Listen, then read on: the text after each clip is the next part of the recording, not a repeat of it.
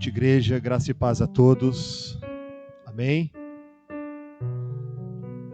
Abra a palavra de Deus, Mateus capítulo 13, por favor. Nós vamos ler a partir do versículo 24. Outra parábola lhes propôs, dizendo: o reino dos céus é semelhante a um homem que semeou boa semente no seu campo. Mas enquanto os homens dormiam, veio o inimigo dele, semeou o joio no meio do trigo e retirou-se. E quando a erva cresceu e produziu fruto, apareceu também o joio. Então, vindo os servos do dono da casa, lhe disseram: Senhor, não semeaste boa semente no teu campo? De onde vem, pois, o joio? Ele, porém, lhes respondeu: o inimigo fez isso. Mas os servos lhe perguntaram: queres que vamos e arranquemos o joio? Não, replicou ele, para que ao separar o joio, não arranqueis também com ele o trigo. Deixai-os crescer juntos até a colheita. E no tempo da colheita, direi aos ceifeiros: ajuntai primeiro o joio, atai-os em feixes, para ser queimado. Mas o trigo, recolhei-no no meu celeiro. Agora, meus irmãos, mais para frente aí, no mesmo capítulo, versículo 36. Então, despediu as multidões, foi Jesus para casa, e chegando-se a ele, os seus discípulos disseram: explica-nos a parábola do joio do campo. E ele respondeu: o que semeia boa semente é o Filho do Homem. O campo é o mundo. A boa semente são os filhos do reino.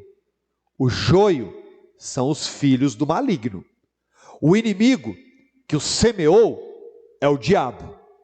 A ceifa é a consumação do século. E os ceifeiros são os anjos. Pois assim como o joio é colhido e lançado ao fogo, assim será na consumação dos séculos. Mandará o Filho do Homem os seus anjos, que ajuntarão do seu reino todos os escândalos e os que praticam iniquidade, e os lançarão na fornalha acesa. Ali haverá choro e ranger de dentes. Então os justos resplandecerão como o sol no reino de seu Pai. Quem tem ouvidos para ouvir, ouça. Feche seus olhos, vamos a Deus em oração nesse momento. Senhor, nós estamos felizes, alegres e até impactados nessa noite já do período de adoração, o modo como que o Senhor tem nos visitado, tem nos, já através dos louvores, já tem falado conosco. Mas eu quero pedir, Senhor Deus, hoje que Teu Espírito Santo, Senhor, Ele sonde aqui cada coração, que o Senhor tome a atenção de cada um aqui hoje. Senhor, que neste momento haja uma poderosa ação do Espírito do Senhor, convencendo homens e mulheres da justiça, do juízo e do pecado. Essa obra sobrenatural, que não pode ser realizada por homem algum. Senhor Deus, eu rogo a Ti que hoje, nesta noite, o Senhor venha salvar vidas aqui. O Senhor venha libertar vidas aqui. O Senhor venha repreender, Senhor Deus, os demônios do inferno que tentam contra a igreja de Cristo e venham tirar, transportar a muitos do reino das trevas para o reino do Filho do seu amor. Operando Tu, Senhor, quem impedirá? Não há quem possa impedir quando o Senhor determina a bênção, Senhor. Portanto, eu rogo a Ti que o Senhor nesta noite nos traga, Senhor Deus, um ensinamento da palavra de Deus, que também ao mesmo tempo nos traga entendimento, libertação, comunhão, temor. Glorifica Teu nome aqui, Senhor, em nome de Jesus. Amém. Os irmãos podem se sentar.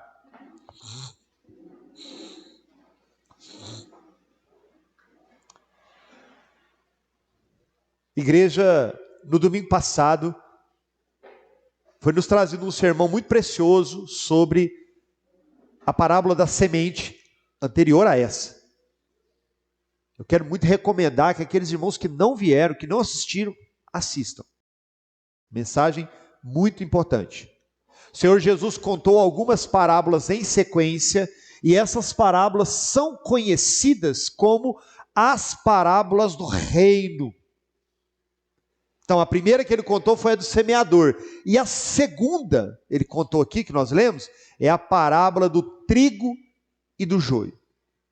O que é uma parábola? Não é uma coisa muito comum para nós. O que é uma parábola? Eu busquei a definição dessa palavra para nós entendermos bem. Uma parábola é uma narrativa alegórica que transmite uma mensagem indireta por meio de comparação e analogia. É uma narrativa analógica, é uma comparação. É como usar uma história paralela para contar outra história. Jesus usou muito de parábolas. Por que será? Essa é a segunda pergunta. Por que Jesus não falava logo direto? Não trazia logo a informação assim, nua e crua, pá, é isso. Por que Jesus falava por parábolas? Essa é uma pergunta importante a ser respondida. E nessas parábolas do reino, ele mesmo responde por que ele falava por parábolas. Vejam comigo, irmãos, olhem aí no capítulo 13, no versículo 11, olhem comigo. Ao que respondeu, eles perguntaram no versículo anterior, por que nos fala por parábolas? E Jesus respondeu, porque a vós outros é dado a conhecer os mistérios do reino dos céus, mas aquele não lhes é concedido. Por que Jesus falava por parábolas? Primeiro, porque ele queria falar, quando ele queria contar um segredo, algo da eternidade, algo oculto, só para os discípulos, ele usava parábola. Ele acabou de falar isso aqui. Quando ele queria que só ele soubesse, ele contava através de parábola algum segredo da eternidade. Segundo, versículo 15, olhem comigo. Porque o coração desse povo está endurecido, de mau grado ouviram com os ouvidos e fecharam os olhos, para não suceder que vejam com os olhos, ouçam com os ouvidos, atendam com o coração e se convertam. Olha o que o Senhor Jesus falou. Por que ele contava por parábolas? Ele não queria jogar pérola aos porcos. Isso mesmo, exatamente isso. Esse ditado bem conhecido nosso, né? Porque o coração daquelas pessoas, muitos deles estavam tão duros, tão fechados, eles não estavam ali para ouvirem o que o Mestre, o Cristo, o Filho de Deus tinha para dizer. Eles estavam ali de curioso. Eles estavam ali para receber uma bênção, um milagre, ver alguma coisa extraordinária acontecer, e não com o coração aberto para ouvir. Por isso Jesus falava por parábolas. Terceiro motivo por que Jesus falava por parábolas. Versículo 35. Vejam aí, irmãos. Para que se cumprisse o que foi dito por intermédio do profeta. Abrirei em palavras a minha boca. Publicarei coisas ocultas desde a criação do mundo. O irmão Jean leu aqui no começo, Salmo 78. Era uma profecia. Por que Jesus falava por parábolas? Para cumprir a profecia, para cumprir a palavra de Deus, para se cumprir o que ele prometeu que assim o faria. E isso aqui, irmãos, tem um ensino para nós, já importante. Há uns salmos que diz assim, os segredos do Senhor é para os que o temem. Os segredos do Senhor não são para todo mundo. Os segredos de Deus não são para todos. Os segredos de Deus são para os que o temem. Então, quando Jesus contou as parábolas, e as palavras eram sobre o reino, sobre a eternidade, sobre coisas elevadas, Jesus não estava falando com o mundo. Jesus estava falando com os seus. Jesus estava falando com os seus discípulos. Jesus, irmãos, nesta noite, está falando aqui, conosco. Os seus, seu povo, a sua igreja, os seus servos. Amém, igreja? Qual que era o contexto ali? O contexto, o Senhor Jesus havia contado uma parábola, ele mesmo explicou, foi a pregação de domingo passado, o próprio Senhor Jesus explicou a parábola, aí ele continua e ele conta essa parábola que nós lemos, do trigo e do joio, e mais na frente, irmãos, é importante isso, mais na frente a Bíblia diz que ele vai para casa. Chegando em casa, os discípulos, curiosamente, perguntam, mestre, você contou uma parábola lá, do trigo, do joio, o que o Senhor quer dizer? Vejam que nem os seus, nem os próprios discípulos entenderam. Só que qual que é a diferença dos discípulos e da multidão que estava com Cristo? Qual que é a diferença? Que os discípulos tiveram interesse em saber mais. Uma coisa que nós notamos, irmãos, no cotidiano, nós como pastores, a igreja, é que tem muita gente que não está interessado nas coisas do reino. Acha interessante, acha bonito, gosta do culto, simpatiza às vezes com algum tipo de pregação ou pregador, mas não querem saber mais, não querem se aprofundar mais, não querem cavar um pouco mais fundo, não querem ter uma intimidade mais próxima com Cristo. E os discípulos quiseram: mestre, não entendi bem, conta para nós, explica. Querido, aqui vai mais um ensino. Você quer saber mais? Você quer conhecer mais?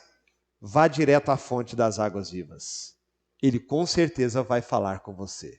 Ele com certeza vai se revelar a você. Ele com certeza abrirá seus olhos para conhecer muito mais os tesouros da eternidade. Porque o prazer de Deus, queridos, é se revelar. Muito bem, então esse era o contexto. Qual que é o sentido dessa parábola? Qual era a mensagem central da parábola do trigo e do joio?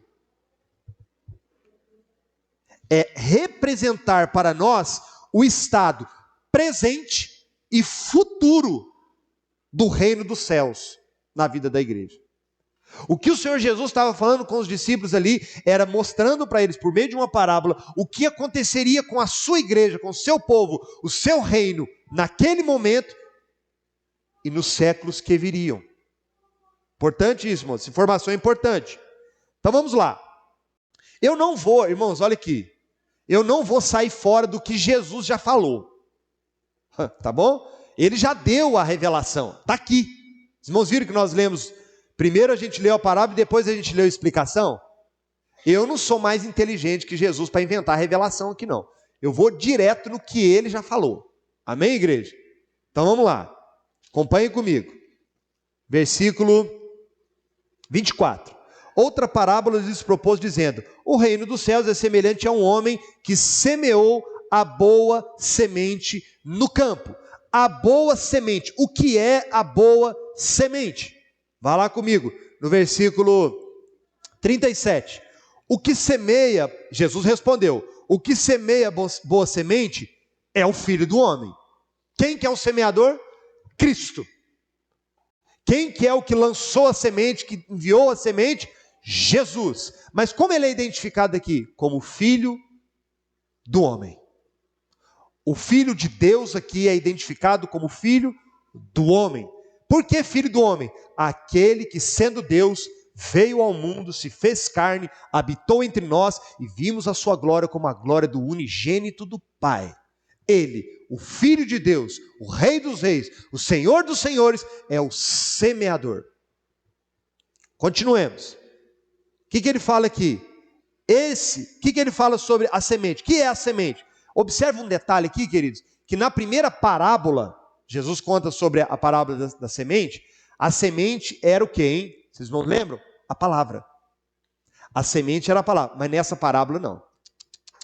Nessa não. Olha o que Jesus falou. Vejam comigo aí no versículo 38. Não, perdão, irmão, 37. Ele respondeu: o que semeia a boa semente é o Filho do Homem. O campo é o mundo. E a boa semente são os filhos do reino. Viram a diferença? Na primeira parábola, a semente era a palavra, que foi lançada em vários corações. Agora não. A semente já foi lançada. Vidas foram salvas. Vidas se converteram. Agora a semente somos nós, a igreja, o povo de Deus, os salvos, os eleitos, os transformados pela graça, os santificados, os tirados do reino das trevas e transportados para o reino do Filho do seu amor, aqueles que nasceram de novo, aqueles que são novas criaturas em Cristo Jesus, que morreram para o pecado e vivem para Deus. Esses são a semente. Nessa parábola, esses são a semente. Então, contextualizando, Jesus está dizendo que Ele, o Senhor, o nosso Salvador, Ele enviou sementes. Aonde? Ao campo. Que campo? Ele fala, é o mundo, certo? Mas será que Jesus está se referindo ao mundo, à terra, ao global? Também. Mas vejam, queridos, que a parábola se refere ao reino de Deus. Que esse reino de Deus, que Jesus inaugura no seu ministério, ele se revela onde? Na igreja. Na igreja. Então, o que a parábola está dizendo? Jesus está dizendo o seguinte, olha, eu enviei a semente, a minha palavra, muitos se converteram, agora essas pessoas que se converteram, são a boa semente.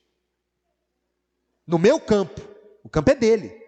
Vamos ver a parábola? O campo é dele, a igreja é dele, é o povo dele. Só que tem um detalhe.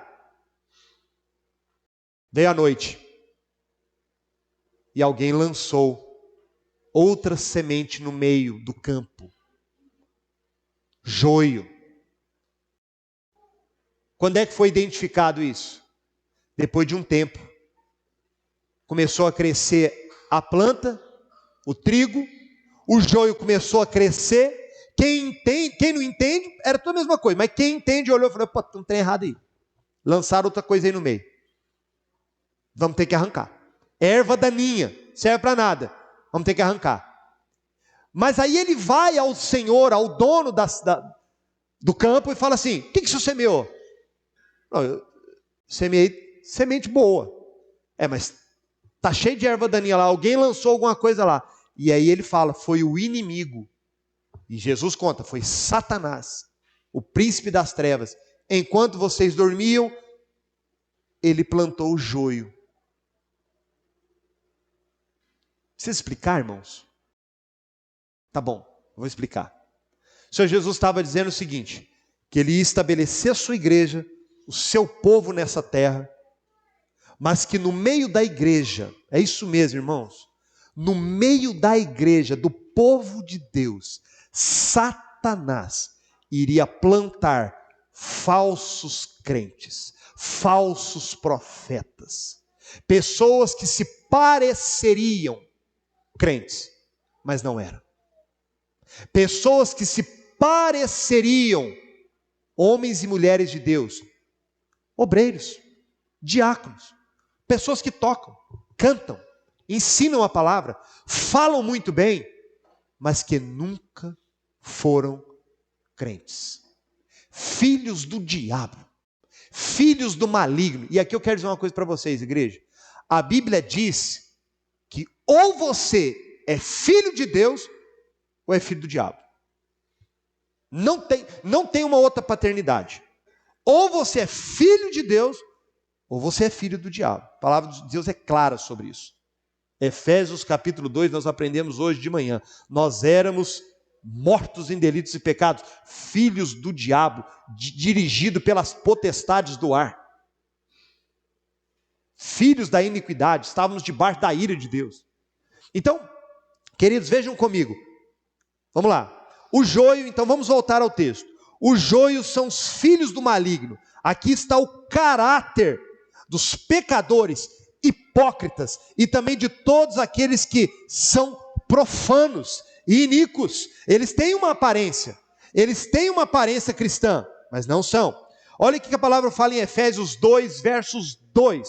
Confira comigo, irmãos. Nos quais andaste outrora segundo o curso deste mundo, segundo o príncipe das potestades do ar, do espírito que agora atua nos filhos da desobediência, filhos do inimigo, filhos do diabo, nunca nasceram de novo.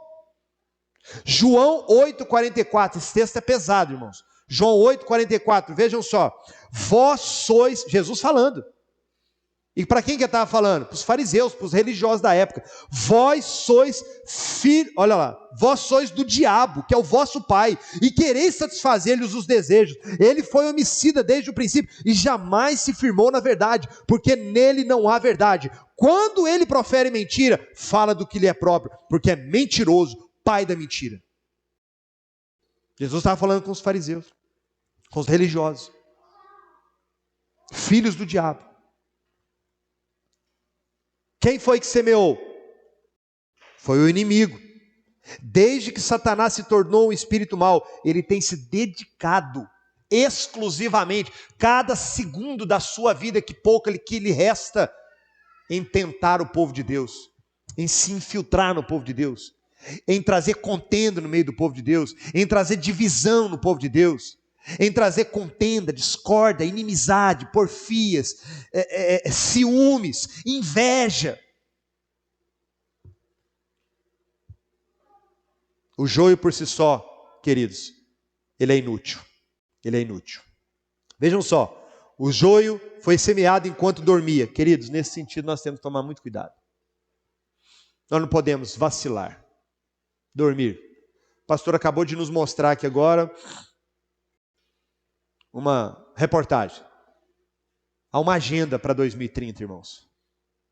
E a proposta mundial é atualizar a Bíblia, reescrevê-la. Nós vamos continuar dormindo, irmãos? Vamos continuar vivendo a vida assim de boa. Está tudo certo. O diabo não está brincando. O diabo nunca foi tão diabo. Sabe por quê? Porque ele sabe que pouco tempo lhe resta.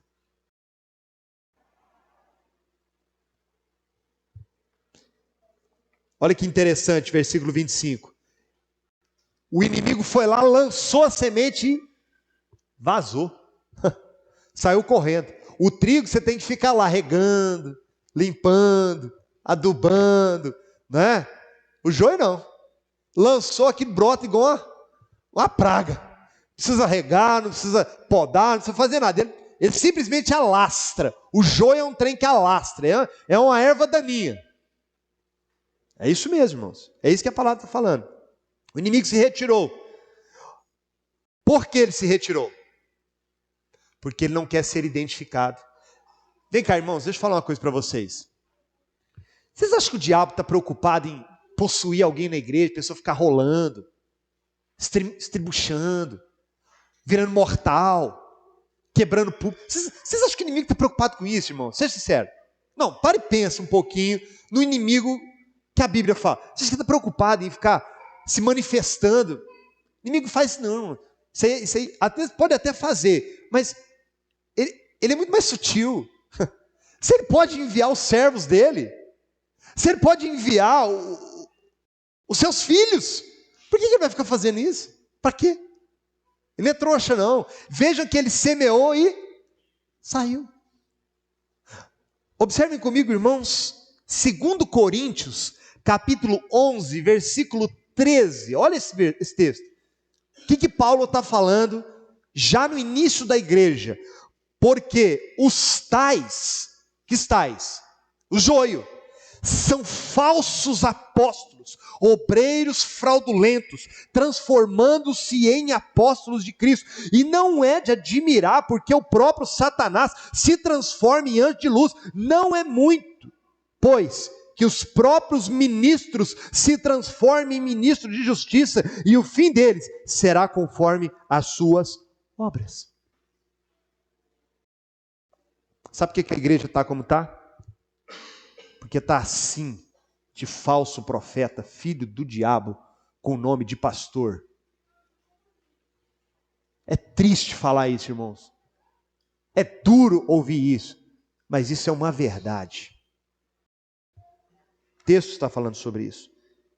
Se o inimigo semeia o joio, ele pode até mesmo se retirar, porque brota sozinho.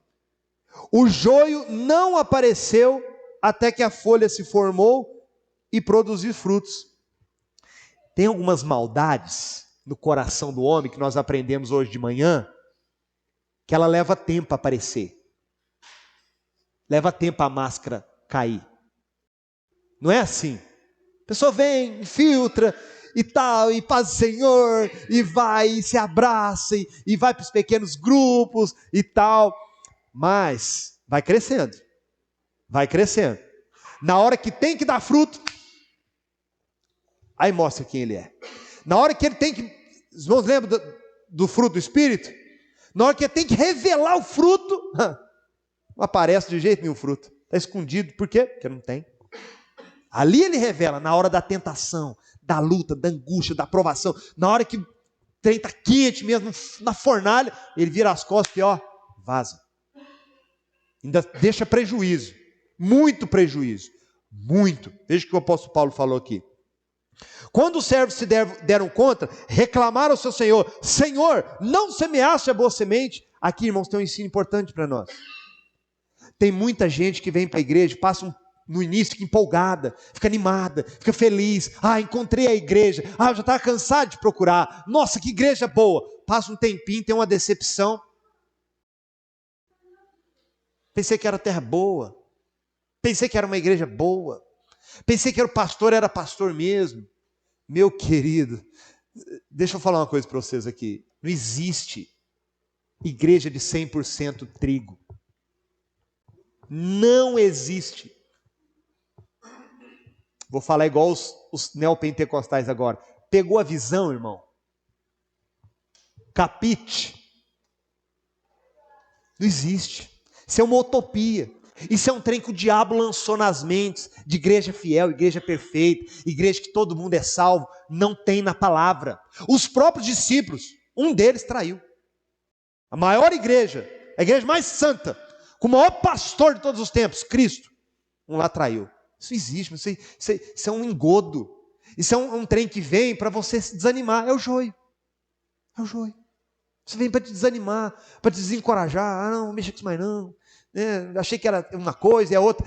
Olha que interessante, queridos. O fato do joio ter sido lançado não fez com que o dono do campo desistisse do campo. Não diminuiu a alegria daquele homem, daquele senhor com o seu campo. Pelo contrário, ele revelou, falou assim: olha, eu sei, eu estou sabendo, foi o inimigo, ele que lançou, mas não é para tirar o joio não, calma. O que mostra aqui? O cuidado de Jesus com a sua igreja. Nunca perdeu o controle, em momento nenhum, nem um instante Jesus perdeu o controle da sua igreja, mesmo nos momentos de maior apostasia, mesmo nos momentos que os maiores falsos profetas da história entraram na vida da igreja, ainda assim, Cristo estava sentado no seu trono, reinando e governando sobre o seu reino. Nunca perdeu uma batalha, nunca perdeu, nunca desistiu, nunca abandonou a igreja. Por isso a igreja é vitoriosa. Vou te falar uma coisa, essa situação nós vamos vencer também. Essa situação, eles podem atualizar a Bíblia, podem fazer a versão que eles quiserem, esse é o problema deles. Nós não vamos arredar o pé. Isso aqui para nós é tudo que nós temos. Nem as portas do inferno prevalecerão contra a igreja de Jesus Cristo. Louvado seja Deus, igreja. O joio não apareceu enquanto não apareceram os frutos, né? Quando os servos se deram conta, reclamaram com o seu senhor. Ele respondeu. Mas olha que interessante, queridos. O Senhor logo se deu conta de onde isso vinha. No versículo 28 fala isso. O inimigo fez isso. Eu quero que seja projetado esse texto, Mateus 18, 7. Eu me lembro, irmãos, quando eu era jovem, novo convertido, eu tinha um pastor meio bravo, ele pregou esse texto e eu fiquei muito impactado. Ai do mundo, por causa dos escândalos, porque é inevitável, em outras versões está escrito, é necessário que venha escândalos, mas ai do homem por quem vem o escândalo. Sabe o que Jesus está falando aqui, igreja? Vai ter escândalo no meio da igreja, vai ter problema sério, feio no meio da igreja. Jesus já previu isso, profetizou isso, mas ele deu uma promessa aqui, vai ter. Tem que ter. Não, irmão, não me pergunte por que tem que ter, que eu não sei. Eu não sei. Se alguém souber, por favor, depois do culto me chama aqui, eu quero essa resposta. Mas não vem com revelação não, eu quero mostrar na palavra. Quero que mostre aqui, ó. Aqui, não vem com... É necessário que haja escândalo, mas ai daquele por quem vem o escândalo. Está dentro desse contexto. O Senhor com muita sabedoria impediu, não, para que ao colher o joio não arranque o trigo. Olha o cuidado de Cristo com a sua igreja. Não é hora de arrancar, não é hora de tirar esse falso profeta, não é hora de tirar esse falso cristão, não é hora, não é momento, não mexe com ele, não chegou o momento. E talvez, irmãos, olhem para mim, a gente às vezes fica querendo que as coisas aconteçam, não fica? Seja sincero, irmãos. A gente fica querendo que o trem resolva, não é? Olha a sabedoria de Jesus. Não, não, não, não, não, não, não, não, não. Calma. Tudo tem a hora certa e a hora não é agora. Projete para mim, por favor, 2 Timóteo, capítulo 2, versículo 25. Olha o ensino do apóstolo Paulo. Ora, é necessário que o servo do Senhor não viva a contender, e sim deve ser brando para com todos, apto para instruir, paciente, disciplinado, com mansidão, aos que se opõem, aos joios, na expectativa de que Deus lhes conceda não só o arrependimento para conhecerem plenamente a verdade. Qual que é o ensino de Cristo? Qual que é o ensino da palavra? Calma. Não vai na carne não, meu irmão. Ensina ele. Fala mais de Cristo para ele. Ore por ele, para que ele se arrependa. Quem sabe o Senhor tem um plano de salvação ali. Muito bem, vamos prosseguir. Agora vejam comigo o versículo 39, irmãos, eu estou partindo mais para o final. Versículo 39 de Mateus capítulo 13. O inimigo que o semeou é o diabo. A ceifa é a consumação dos séculos. O que é isso, pastor? O que você está arrumando? O que é isso? Vou ler de novo. O inimigo que semeou é o diabo. A ceifa é a consumação dos séculos.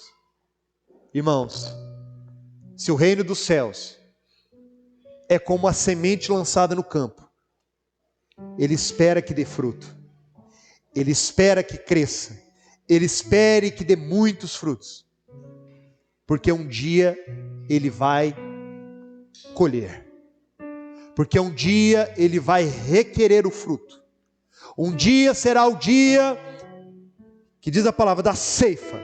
E quando isso se dará? Na consumação dos séculos, na volta de Jesus. Queridos, a ceifa será no dia do arrebatamento da igreja de Jesus Cristo. Você quer ver a justiça de Deus? Não espere nos homens. Pare de depositar na política, nos homens, em uma pessoa ou outra. Olhe para esse texto. A seara ainda não está madura, ainda não chegou a hora, ainda não é o tempo, mas logo, logo, esse dia chegará. Apocalipse 14, verso 15 nos diz: outro anjo saiu do santuário, gritando em grande voz, para aquele que se achava sentado sobre a nuvem: toma tua foice e ceifa, pois chegou a hora de ceifar, visto que a seara da terra está madura. Apocalipse 20, versículo 12 e 13. Vi também os mortos, os grandes e pequenos, posto em pé diante do trono. Então se abriram os livros, ainda outro livro, o livro da vida foi aberto, e os mortos foram julgados, segundo as suas obras, conforme o que se achava escrito nos livros. Deu o mar os seus mortos que nele estavam, a morte e o além entregaram os mortos que ali haviam, e foram julgados, um por um, segundo as suas obras. Esse dia vai chegar, meu irmão. Esse dia vai chegar. E aqui, queridos, eu quero dizer para vocês uma coisa muito importante. Vejam comigo um dos últimos tópicos aqui, que ele fala que os ceifeiros são os anjos. O tormento infernal é o fogo dentro do qual o joio será então lançado e será queimado. O joio será então reunido e lançado fora. Projete, por favor, Malaquias 3,18. Malaquias 3,18. Então, irmãos, por favor, fiquem comigo. Então, vereis outra vez a diferença entre o justo e o perverso, entre o que serve e o que não serve. Malaquias 4:1. Pois eis que vem o dia, e arde como fornalha. Todos os soberbos, todos os que cometem perversidade, serão como restolho. O dia vem o dia que vem os abrasará, diz o Senhor dos exércitos, de sorte que não lhes deixará nem raiz e nem ramo. O dia do Senhor virá, o dia da vingança do Senhor virá, o dia em que o Senhor, meus irmãos, colocará cada pingo no i, no dia em que o Senhor definirá e cumprirá toda a sua lei. Eles serão atados em fardos. Olha o que o texto em Mateus 3 diz: eles serão atados em fardos. Pecadores, ateístas, hedonistas, perseguidores, escarnecedores, homicidas, ladrões, idólatras, todos serão atados. Não importa o que os homens digam que é e o que não é pecado, irmãos. Aqueles que Deus determinou na sua santa palavra, esses pecadores, eles não vão ser feito diferença entre eles. Eles vão ser amarrados como em um feixe e lançados no inferno, fornalha de fogo, acesa pela ira de Deus. Queridos, sabe o que é triste?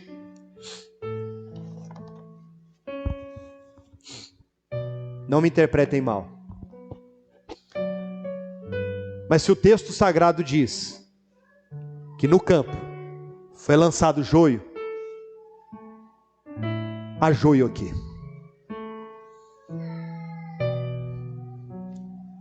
Tem joio aqui. Sabe o que é triste pensar? Que nem todos vão para o céu, que nem todos vão ouvir o toque da trombeta e a voz dizendo: vinde benditos de meu Pai. Que talvez daqui 50, 60, 80 anos não nos vejamos mais. Que talvez esse mesmo grupo que aqui está, talvez nós não nos abracemos na eternidade. É triste pensar. Mas eu quero dizer uma coisa para você. Você não precisa morrer como joio. Há esperança para você. Há salvação para você. Quem sabe você ouvindo essa mensagem, seu coração tremeu e você disse: mas eu não quero ir para o inferno, não quero estar entre esse feixe, eu não quero ir para o inferno, eu não quero ficar longe do Senhor, eu vivi uma vida inteira de pecado, eu não consigo dar fruto, eu achei que era cristão e hoje eu percebo que eu não sei nada, eu não sei orar, eu não sei ler a Bíblia, eu não conheço Deus, eu não sei quem é Deus, eu vivi uma vida enganado. É isso que o diabo faz, ele é o enganador. Eu quero dizer que a palavra do Senhor Ezequiel diz que Deus não tem prazer na morte do ímpio, mas que ele se arrependa dos seus pecados. Talvez você fale assim: mas Paulinho, é possível um joio ser transformado em trigo?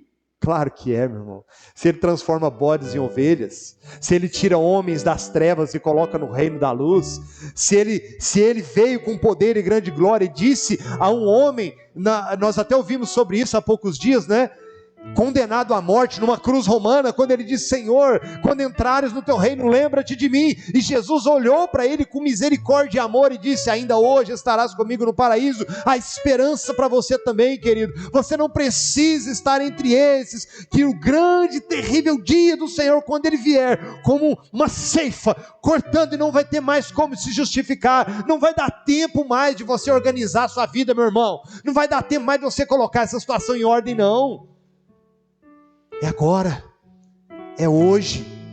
Hoje é dia de você fazer um concerto com Deus. Hoje é dia de você se render a Deus. Hoje é dia de você dizer: Deus, me perdoe, me salva. Não permita com que eu seja contado com os transgressores. Porque a verdade, irmão, seja dita, todos nós merecemos, é isso mesmo. É a ira de Deus. Mas Ele é misericordioso e bom. Por isso Ele falou a parábola. Para que hoje, aqui agora, ela pudesse ser pregada e dizer a você: querido, você não precisa ir para o inferno. Renda-se a Jesus. Olha como é que o texto termina. Mateus 13, 42. E os lançarão na fornalha acesa. Ali haverá choro, ranger de dentes, lágrimas, sofrimento, angústia, dor. Versículo seguinte, mas a história não termina assim, ele fala assim: então os justos resplandecerão como o sol. Quem que são os justos, irmãos? É os bons? Foram aqueles que foram comprados pelo sangue de Jesus, aqueles que lavaram as suas vestes no sangue do Cordeiro, aqueles que se humilharam, aqueles que se renderam, aqueles que se renderam a Ele como boa terra. A semente caiu em seus corações, e ele produziu frutos, e mais frutos, e ele teve uma vida com Deus, ele andou com Deus, ele serviu a Deus, ele se rendeu a Deus. Eu quero terminar dizendo isso para você, querido: os justos resplandecerão como o sol no reino do seu Pai. Olha que honra! No reino do Pai, no reino da luz, no reino da glória eterna, e você poderá chamá-lo de Pai. Quem tem ouvidos para ouvir, ouça. Você tem ouvidos para ouvir? Irmão, está na hora de você quebrar esse orgulho. Passou da hora. Não pense você porque você está aqui, você foi batizado, que você canta, você tem uma voz maravilhosa. Oh, meu irmão, faz isso não. Só Cristo pode salvar você. Os justos resplandecerão.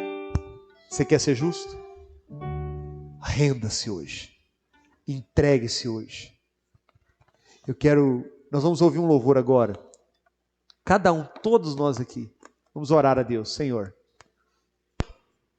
salva-me e serei salvo.